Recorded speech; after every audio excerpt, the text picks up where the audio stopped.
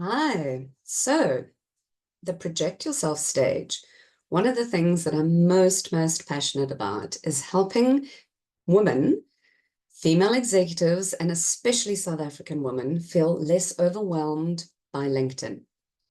The reason being is because LinkedIn is such a powerful platform. Whether you have an optimized profile or not, if you Google your name, the first thing that comes up is your LinkedIn profile.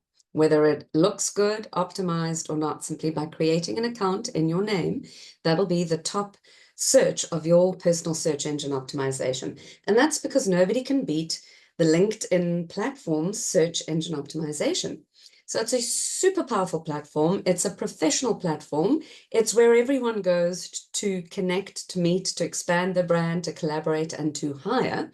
And look, if there were any other platform that was the most trusted, that had all the functionality that LinkedIn did in terms of being able to expand our brands, I'd be happy to use it, but that's not the case. So LinkedIn, however, can be completely overwhelming. It's actually designed to be so overwhelming. It is a social media platform. It might be the most trusted, and yes, it is a professional social media platform, but things like the red trigger, the red notification button, which has 26 notifications when you open it, that's a trigger to go through the notifications. The fact that when you open LinkedIn, you only open it on the home feed and you end up scrolling. So there are a number of different things that the platform of LinkedIn does do to try to get us to stay on it. Now, that's insane. None of us can spend hours and hours on LinkedIn, and I definitely don't teach that. In fact, I like to teach that it's a sort of while the kettle boils strategy that we spend time on LinkedIn. But the most important thing, and what I want to share with you today, is that you are going to consider from now on that LinkedIn is simply a tool. Being on LinkedIn or LinkedIn itself is not the strategy. You get to set the strategy. And if LinkedIn is a tool, I'm going to break it down into 3 different performance areas for you. And each performance area has its own mini strategy, for want of a better word. And we're going to create our own strategy together and then set it like it is a tool. It's actually a super powerful tool. It's a machine-based algorithm learning tool that when programmed according to our strategy, it can work for us rather than the opposite of us working for it or us not even being on it or using it. So I like to use the analogy, if you think of those Men in Black movies, and those beautiful big silver guns that the Will Smith and so forth would use, is that you would pick up the silver gun and it could actually erase your memory and it could freeze time and it had all these different functionalities to it to make it so much more exciting.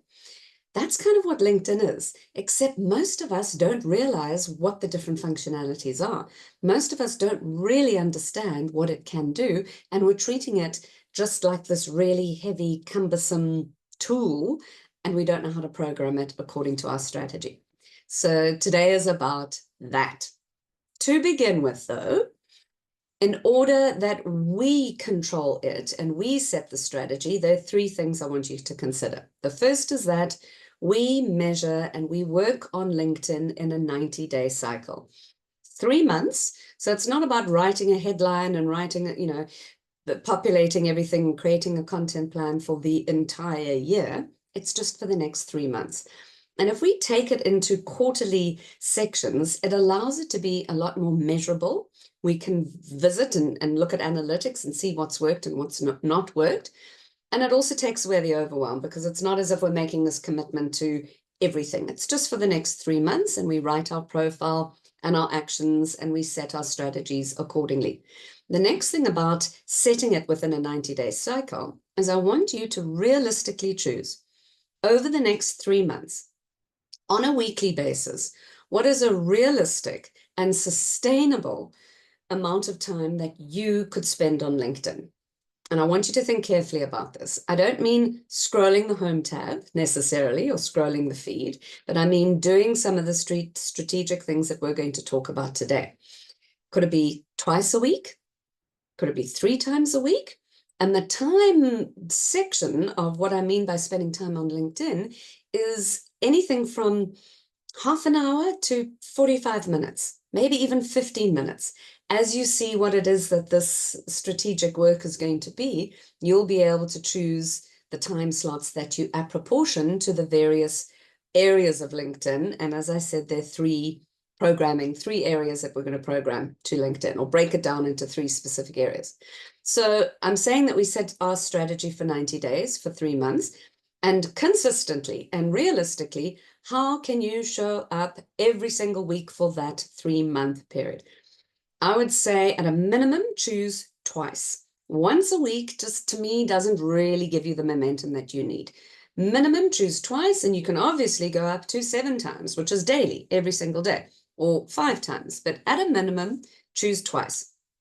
The next thing I want you to do with these 2 time slots then, ideally it would be early on in the week and then later on in the week. Weekends are also a really great time to spend spend strategically on LinkedIn, but this is your personal decision to make, and it needs to be consistent. There's no point saying, I can do it 7 times a week for 1 week, and then that never happens over the next 3 months. So consistently and realistically, if you can commit to twice a week, being intentional and being strategic on LinkedIn, I can work with that, and that's fantastic. What I want you to do is choose those 2 time slots. I'm not saying you have to stick to the specific time. I'm not saying that if you choose Tuesday morning at 9 o'clock, it has to be every Tuesday morning, but it is easier to have those time slots in your diary as a recurring meeting. And rather than calling it LinkedIn work or anything like that, give it an inspiring name. Setting my brand on fire, expanding my possibilities, welcoming myself to the world, opening the door to the world, enhancing my network, whatever is going to get you excited, whatever is going to align your energy and get you enthusiastic, call these 2 times in the week that, and yes, put it in your diary. If it's not scheduled, it's not real. That Tuesday recurring meeting is going to come up to remind you, and that Friday or that Saturday recurring meeting is going to come up to remind you. So that's the beginning of treating LinkedIn like a tool. 90-day cycle, specific, consistent weekly action, time slots in the diary, and words that are going to inspire us. With that locked and loaded, we can now move into our way of really crafting and setting the strategy. And like anything, all good strategies start with why. So I want you to think carefully about, just for the next 90 days, why do you want to be on LinkedIn? Now, because everyone is, or because I know I need to, or because I have to, isn't really a compelling why for you. I want you to think about something that's compelling, and I want you to think about something that's perhaps bigger than you. So rather than, for example, why do I want to be on LinkedIn? I want to be on LinkedIn because I'm wanting to pivot my career.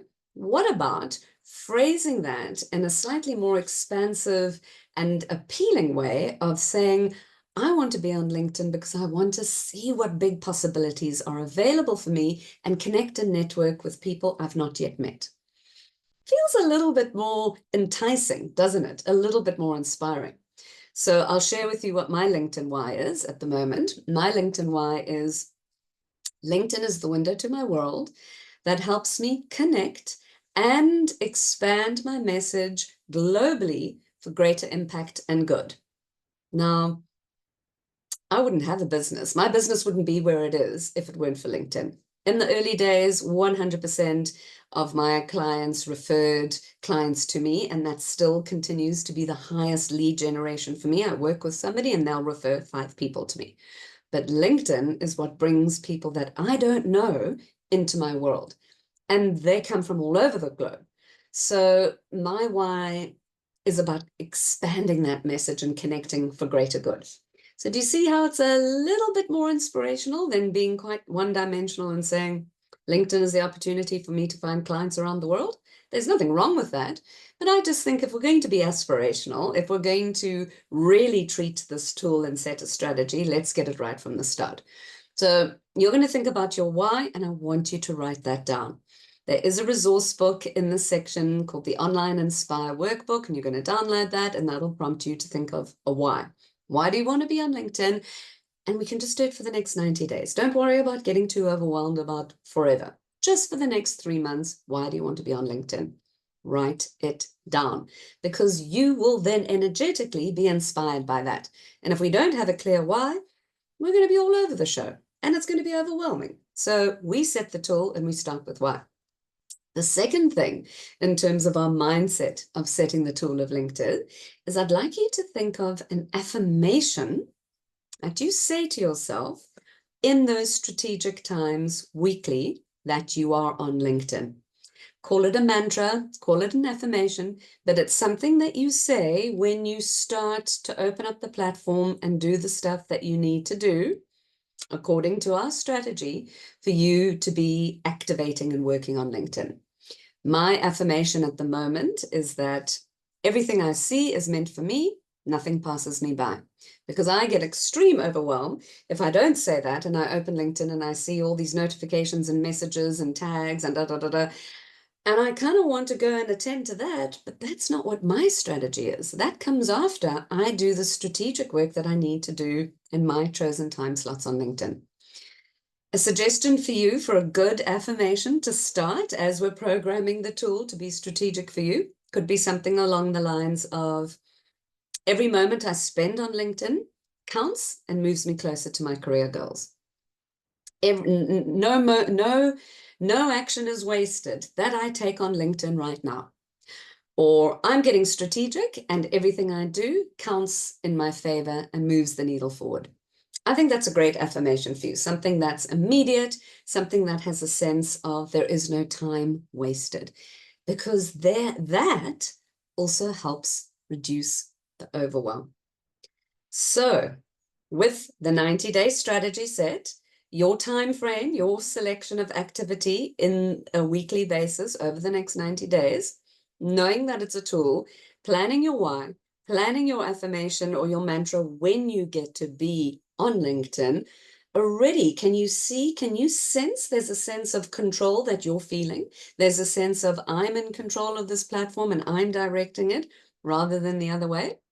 The third and last thing is knowing that it's divided into 3 key performance areas, or 3 parts of the tool of LinkedIn. Now, the first is what I refer to as profile optimization, and that essentially is, how do you look?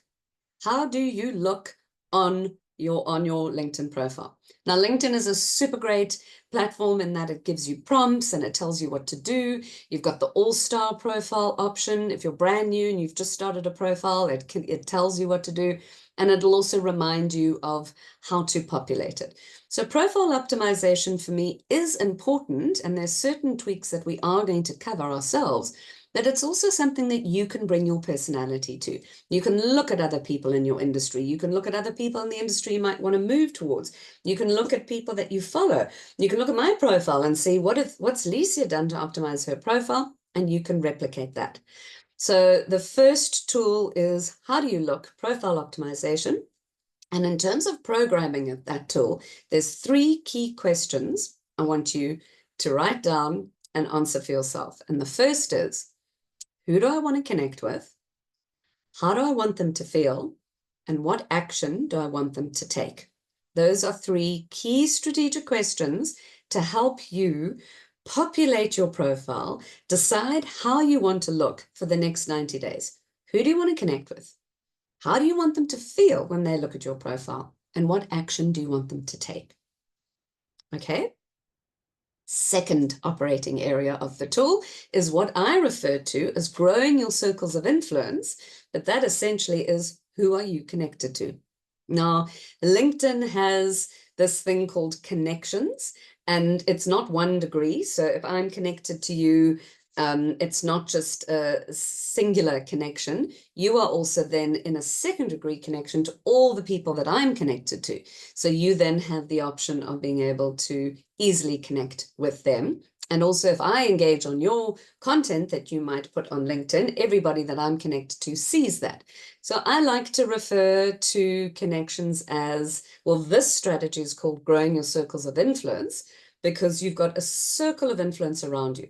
And we're going to choose specific criteria of these various circles of influences around us. But the most important thing to know about your network on LinkedIn, you do have things like followers and connections. Followers mean that LinkedIn just created this functionality for people to follow personalities rather than having to connect with them. So it means that all of their content comes up in your feed, but you're not a direct connection. It's quite an interesting differentiation they made, because LinkedIn only allows you to have 30,000 immediate connections, but you can have an unlimited amount of followers. So in my mind, the follower function came about for huge names and celebrities, for want of a better word, on LinkedIn, who needed to have more people than that 30,000 limitation. Why they did that, I don't know. But the most important thing I want you to know about the second area of the tool of your connections is that your people that you're connected to are divided into two parts. And the one part is your community, which is past and retroactive. Now, your community refers to everybody that you know, everyone that you've worked with, everyone that you've studied with. The people you are already connected to are your community. It's everybody there, everybody that you know, everyone that you've been part of their world, and maybe some people that you don't know, but you've been connected to them forever. So community represents everyone from the past.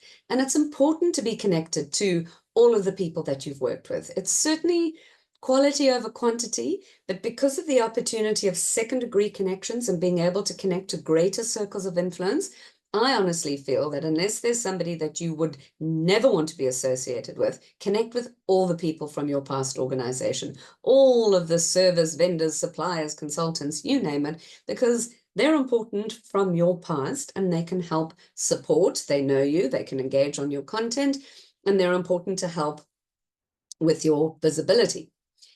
The future part of your network, though, is I would like you to consider them as your audience. Now, your audience are the people who you're not yet connected to. You don't yet know who they are, but the term audience has a more active role to play. They're more participatory in your network, and that is specifically where the growing your circles of influence strategy in using the search filters to go and find the people that you are not yet connected to, but we get granular within the search term to invite these people to connect with you, and they're called audience. So for now, I just want you to know that audience is the future, people that you don't yet know, and community is the past, everyone that you need to be connected with. And that's the second part of LinkedIn, which is who you're connected to. And the third and final area of this tool is what I refer to as your communication strategy, or rather, what are you saying? So it's how do I look? How do you look? Who are you connected to? And what are you saying? Those are the three areas. Now, the communication strategy on LinkedIn is a really interesting one, and I'm going to teach you 3 specific ways that you can communicate. The first way is you can communicate by creating your own content. Now, your own content could be sharing a post, creating a post, sharing an article, writing an article, creating a poll, posting a photograph, sharing a video. All of that is creating your own content. Whether you're sharing an article that somebody else has written, you're still sharing it. It's an active choice of sharing it, and that's part of your own content strategy. And we do go into that in the next stage in terms of what do you say and developing your own content. Second part of communicating, second way of communicating on LinkedIn is what I refer to as a comment strategy. Now, a comment strategy is where you go and leave a thoughtful comment on somebody else's content. That's where you tag them in the comment, because by tagging the author, it always brings their attention to it. They'll get a notification that you've tagged them in the comment. You can use hashtags, your own personal hashtags in the comment, and you can also say something that's quite